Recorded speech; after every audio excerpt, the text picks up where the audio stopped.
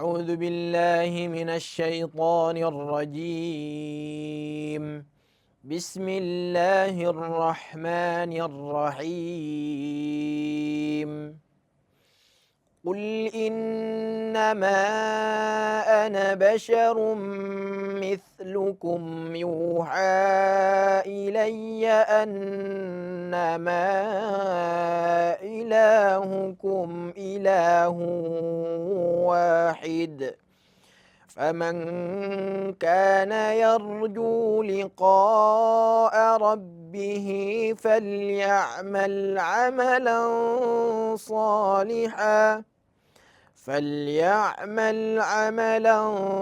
صالحا ولا يشرك بعبادة ربه أحدا.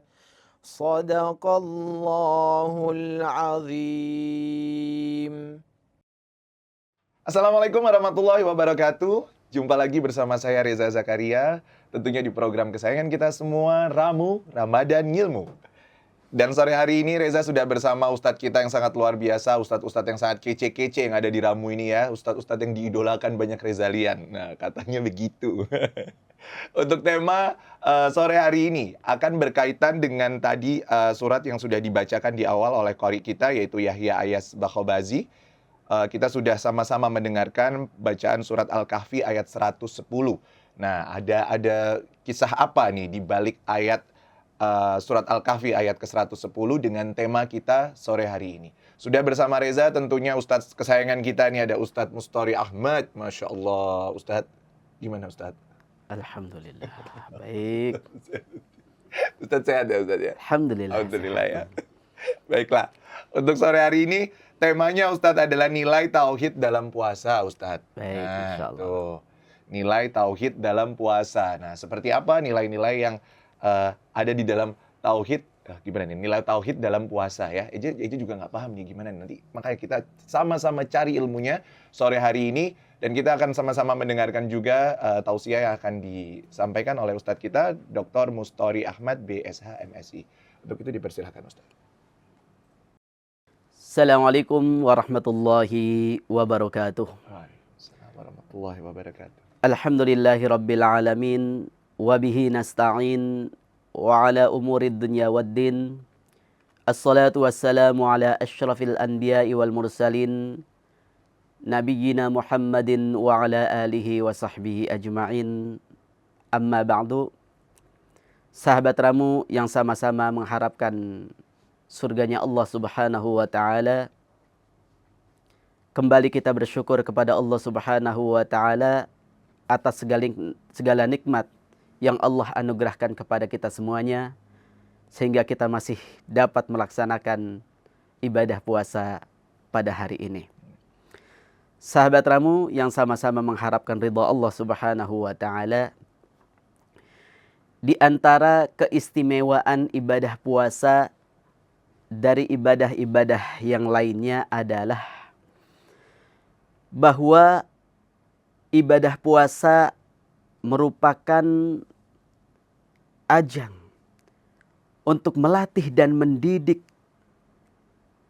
setiap muslim untuk senantiasa mentauhidkan Allah dengan mengikhlaskan ibadah puasanya hanya kepada Allah Subhanahu wa ta'ala. Menjauhkan diri dari sifat riya dan terus merasakan bahwa dirinya berada dalam pengawasan Allah Subhanahu wa ta'ala. Orang yang sedang melaksanakan ibadah puasa tentunya sangat mungkin untuk melaksanakan atau melakukan kebohongan. Dengan cara apakah? Dengan cara dia berpura-pura menahan diri atau tidak makan dan minum di depan umum. Betul.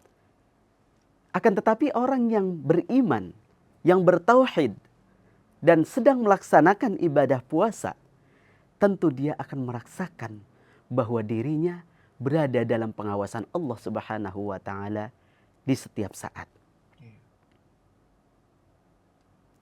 Ibadah puasa melatih manusia agar menahan diri dari sesuatu perbuatan yang pada dasarnya dibolehkan oleh Allah Subhanahu wa taala.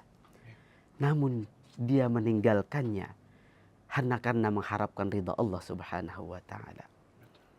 Ketika seorang melaksanakan ibadah puasa, dia sedang berlatih untuk menjauhi sifat riya. Iya. Dia menjauhi sifat riya dengan tidak melakukan sesuatu di hadapan orang lain. Ini terkandung dalam ibadah puasa tentunya. Betul.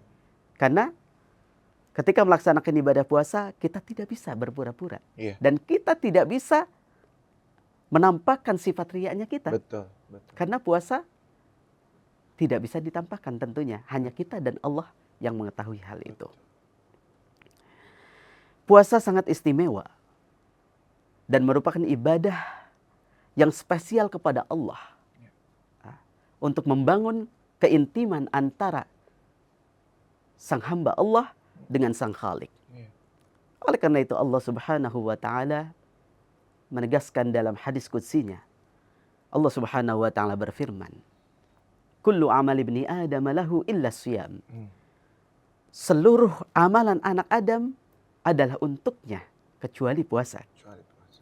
Fa innahu li, kata Allah, karena sesungguhnya puasa itu adalah untukku, wa ana ajzi bihi, dan akulah yang akan membalasnya. Ibadah puasa ini sangat erat dengan nilai tauhid dan jauh daripada kesyirikan.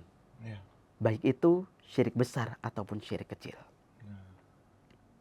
Karena puasa ini dilakukan tentunya dengan rahasia antara kita dengan Allah. Oleh karena itu, puasa menjadi bukti ketulusan keimanan seseorang. Karena ketika seorang melaksanakan puasa, dia selalu merasakan bahwa dirinya berada dalam pengawasan Allah Subhanahu wa taala meskipun dalam kesendirian. Oleh karena itu Allah Subhanahu wa taala membalas orang-orang yang melaksanakan ibadah puasa ini dengan balasan yang tidak ada batasnya.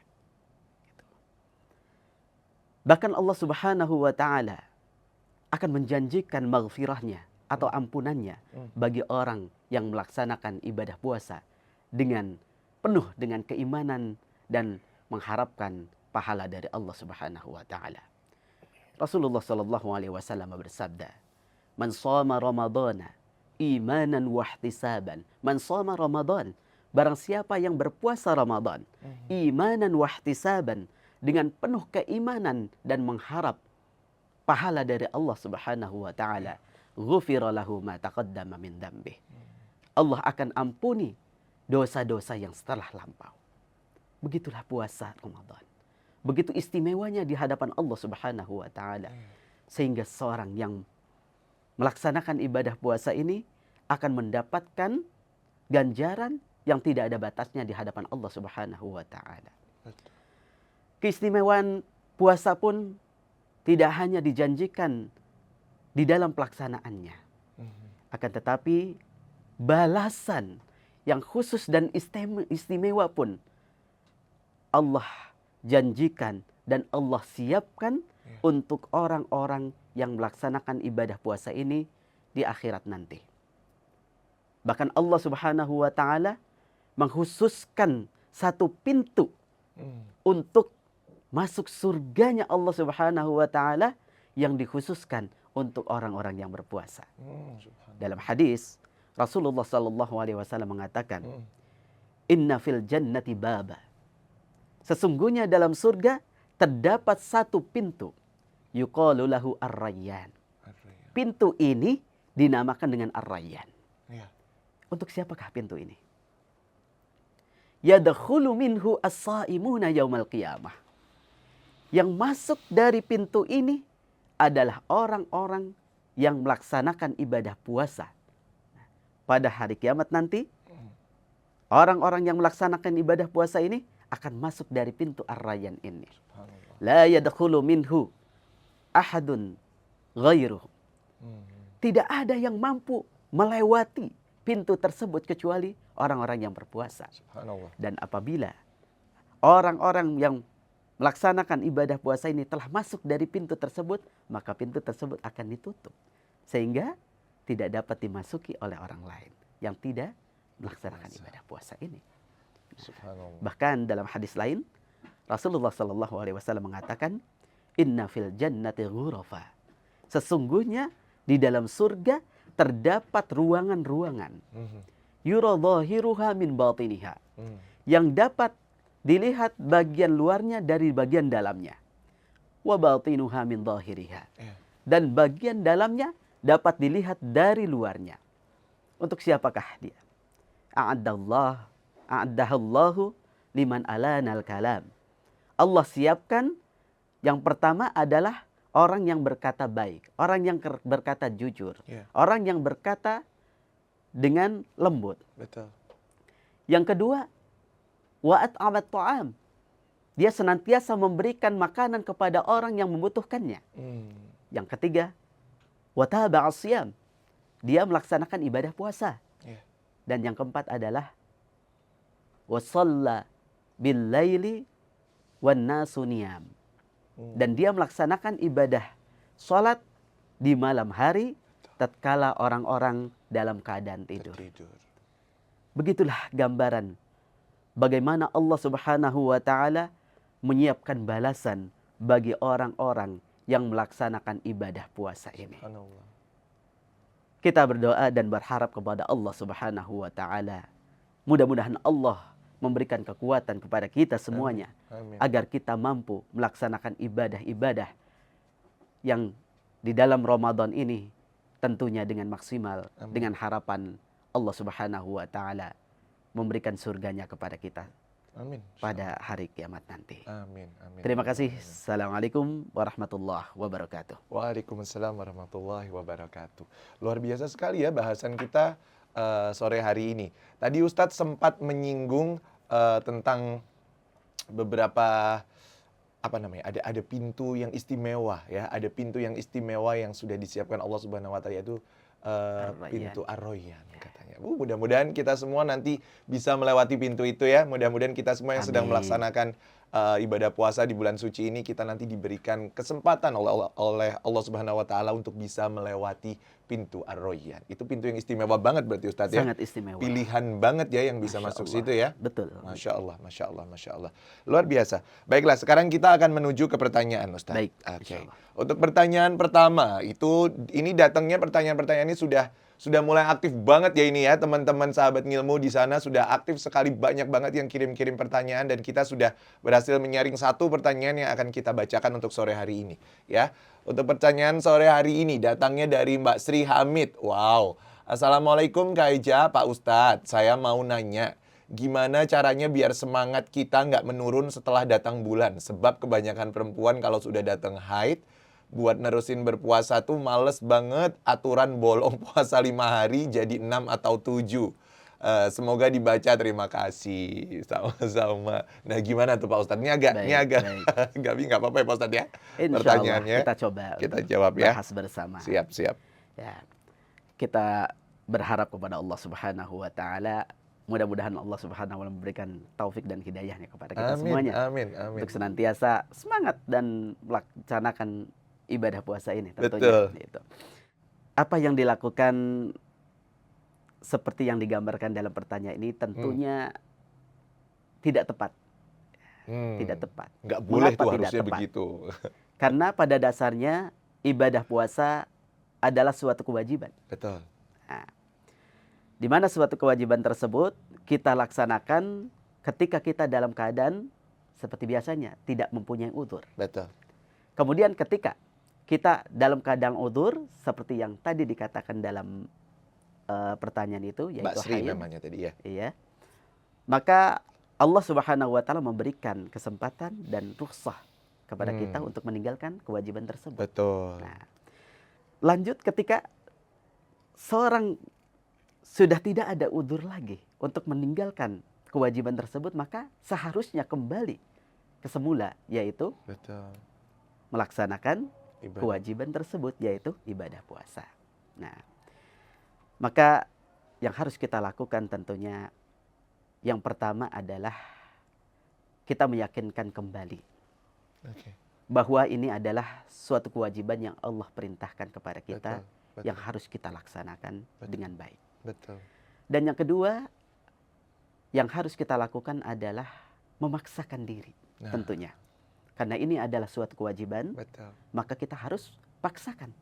Meskipun dalam keadaan kita tidak mood misalkan, Betul. atau kita tidak ingin melaksanakan ibadah tersebut. Ya. Karena ketika ada suatu kewajiban, maka tugas kita adalah melaksanakannya baik dalam keadaan senang ataupun dalam keadaan tidak suka dengan itu. Karena ketika sudah kewajiban, maka kita mau tidak mau harus melaksanakannya. Betul. Kemudian yang ketiga, tentu kita berdoa kepada Allah Subhanahu wa taala agar Allah berikan kepada kita semuanya atau kepada kita kekuatan untuk melaksanakan ibadah tersebut. Betul. Dan yang terakhir adalah kita senantiasa optimis bahwa kita dapat melaksanakan ibadah tersebut. Betul. Itu kira-kira yang harus dilaksanakan atau dilakukan ketika Malas melanda. malas-malasan untuk melaksanakan ibadah puasa, yaitu yang pertama kita meyakinkan kembali bahwa ini suatu kewajiban. Betul. Yang mana mau tidak mau kita harus melaksanakannya. Iya. Yang kedua kita berdoa kepada Allah Subhanahu wa taala agar Allah memberikan taufik dan hidayahnya kepada kita. Baik. Dan yang ketiga kita memaksakan diri kita untuk melaksanakan ibadah tersebut. Dan terakhir kita optimis bahwa kita bisa untuk melaksanakan ibadah itu. Baiklah, Ustadz, tadi Ustadz sempat menyinggung kita kalau mau ibadah itu kalau kita berat hati kita harus paksain. Nah ini Baik. Eja tuh mama tuh paling sering banget bilang kalau mau itu paksa, jangan jadi kalau kadang kan ya jujur Ustadz kayak maksudnya Eja tuh kalau memang lagi mood banget kadang rajin untuk sholat malam Ustadz. Tapi kalau pas lagi capek kadang kan syuting tuh kan memang kelar selesai itu 1:30 nih Ustadz. Nah, itu kadang mau maksain lagi tuh kondisi tubuh tuh juga udah kayak yang capek, letih banget gitu tuh. Jadi itu gimana maksudnya cara memaksakannya itu apakah harus setiap saat atau kalau memang saat kita tidak mampu sama sekali itu gimana Ustaz? Kita lihat terlebih dahulu apakah ibadah tersebut adalah merupakan kewajiban atau bukan merupakan kewajiban atau sunnah. Seperti qiyamul lail ataupun yang lainnya. Jika itu adalah ibadah yang bersifat wajib, yang hukumnya wajib, maka mau dan tidak mau kita harus memaksakan diri. Gitu. Baik dalam keadaan capek, dalam keadaan ngantuk, dalam keadaan tidak sempat pun sibuk, kita harus memaksakannya. Karena itu adalah kewajiban yang mau tidak mau kita harus laksanakan. Berbeda dengan ibadah yang sifatnya tatawwu. Tatawwu itu adalah ziyadah ataupun sunnah ya. Kita melaksanakan itu dengan tujuan untuk lebih gitu ya ibadahnya. Seperti qiyamul lail dan sebagainya. Gitu kan. Alangkah baiknya kita memaksakan diri tentunya, gitu kan? Karena ini adalah ibadah-ibadah yang memang meskipun itu adalah sunnah tetapi sangat dianjurkan gitu ya. Tapi kalau dalam keadaan kondisi yang tidak memungkinkan, dalam keadaan sangat ngantuk dan sebagainya, sangat sibuk, maka ini masih bisa ditoleransi bahkan tidak harus kita paksakan gitu kan. Karena tentunya ini adalah ibadah yang sifatnya bukan diwajibkan oleh Allah Subhanahu wa taala. Ya. Baik Ustadz, terima kasih banyak tadi untuk Mbak Sri Hamid, pertanyaannya sudah kita bahas ya tadi ya. Jadi berusaha sebisa mungkin paksakan. Kalau kita udah yang namanya itu males datang tuh ya, si penjahat namanya males itu datang, kita harus usir dia dengan bagaimanapun caranya, kita harus paksakan untuk tetap melakukan ibadah. Apalagi kan puasa ini cuman sebulan. Kita ya mudah-mudahan insya Allah kita setiap tahun masih bisa bertemu. Tapi kalau tahun depan kita nggak ketemu lagi kan rugi. Jadi lebih baik kalau memang kita bisa dan sudah tidak ada uzur sama sekali, lakukan lagi, laksanakan lagi ibadah puasanya, mau dengan keadaan terpaksa pun paksain, kata Pak Ustadz gitu ya. Seperti itu ya Mbak Sri ya. Baiklah Pak Ustadz, sekarang kita akan ke pertanyaan kedua Pak Ustadz. Nah ini pertanyaannya ini berhubungan dengan tadi tausiah yang Ustadz sampaikan nih. Ini datangnya dari Mas Iqbal Donansa. Nah, apa yang dimaksud dengan syirik besar dan syirik kecil Ustadz? Baik. syirik besar dan syirik kecil. Betul. Kalau syirik besar adalah menyekutukan Allah Subhanahu wa taala, misal dengan dia menyembah selain Allah Subhanahu wa taala, Baik. atau dia meyakini ada sesuatu yang dapat memberikan manfaat dan madarat, gitu kan, selain Allah Subhanahu wa taala. Itu adalah syirik besar. Sedangkan syirik kecil sebagaimana yang ditafsirkan oleh Rasulullah sallallahu alaihi wasallam bahwa yang dimaksud dengan syirik kecil adalah riya. Ria. Riya. Sifat riya, sifat ketika seseorang melaksanakan ibadah kemudian dia mengharap ingin dipuji, Puji ingin orang. dilihat orang lain. Itu disebut dengan syirik kecil. Itulah syirik kecil dan syirik besar. Aduh, menakutkan ya. Berarti tanpa disadari mungkin kita tuh kayak sering banget kayaknya Ustadz ya. Kalau kita membahas untuk masalah syirik kecil ini kayaknya hal-hal yang fenomena yang kalau dibilang pamer, ya kan, apalagi sekarang dengan adanya sosial media. Betul, seperti ya. itu. Nah itu, aduh, agak ini ya Ustadz ya, agak complicated ya. Jadi Betul. kayak serba apa akhirnya. Kadang kan ada momen-momen di mana memang kita perlu untuk menunjukkan hal itu untuk mungkin kalau ada yang jualan, ya kan Ustadz. Kadang ada orang saya punya all shop tuh Ustadz. Saya punya all shop baik, sendiri. iya. Jadi kadang saya untuk orang ngomongnya, ih lu ini apa namanya, pakai lu foto-foto, lu tunjukin yang apa namanya, yang barang-barang packingan yang orang beli. Betul. Tapi tujuan saya di situ untuk menunjukkan bahwa memberikan apa namanya, nilai trust yang tinggi bahwa kita barangnya kita packing loh, kita kirim loh, baik, seperti itu loh. Tapi Iya, tanggapan orang di luar sana tuh bagaimana tuh Ustadz? Iya, Membedakan baik. antara memang kebutuhan kita untuk men-show off itu dengan syirik kecil tadi Ustadz. Baik, ya. Yang pertama bahwa kaitannya syirik kecil ini dengan ibadah tentunya. Nah, ketika kita melaksanakan ibadah kemudian kita memamerkan atau ingin dipuji orang lain, Betul. maka ini jatuhnya kepada syirik kecil yang Betul. tadi. Gitu kan. Betul. Berbeda dengan misalkan dalam hal muamalah atau hal pergaulan Berdagang. misalkan Oh, yang oke. tadi itu, Iya. maka itu tidak ada kaitannya dengan syirik tentunya, atau tidak ada dengan riya. Karena ini murni masalah duniawiyah tentunya. Betul. Gitu kan. Nah, itulah jadi bahkan sebetulnya syirik kecil ini kadang-kadang ya memang tidak disadari oleh manusia. Betul. Nah, bahkan ini adalah sesuatu yang ditakutkan oleh Rasulullah Sallallahu Alaihi Wasallam, Oke. sebagaimana yang terkandung dalam hadisnya, Aha. bahwa sesuatu yang paling ditakuti oleh Rasulullah Sallallahu Alaihi Wasallam adalah asyirkul asgar ini, syirik kecil ini. Kemudian setelah itu kata Rasulullah yang disebut dengan syirikul asgar ini adalah ar-riya, adalah riya yang tadi. Itu. Jadi lebih mengkategorikan di dalam dunia ibadah ya Ustadz ya. Dunia ibadah. Jadi di dalam Iya. lingkup ibadah saja.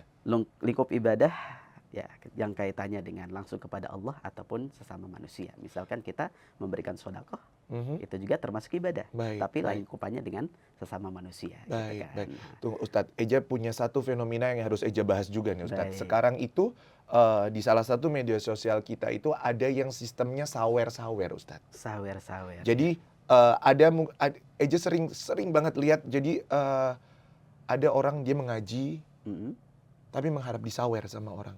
Oh, baik. Jadi di sawernya itu berupa misal koin kah atau jadi itu bisa diuangkan Ustadz. Iya, One day itu kalau dikumpulkan bisa diuangkan. Baik. Ada lagi yang di kayak Pakistan seperti itu, nggak tahu di area Pakistan atau Syria aja nggak tahu. Tapi dia seperti men-showkan anak kecil yang memang dia disuruh baca semua juz dia baca. Jadi dia mengharapkan orang lain selama anak ini baca, orang lain akan terus memberikan saweran-saweran. Nah, itu hukumnya gimana Ustaz?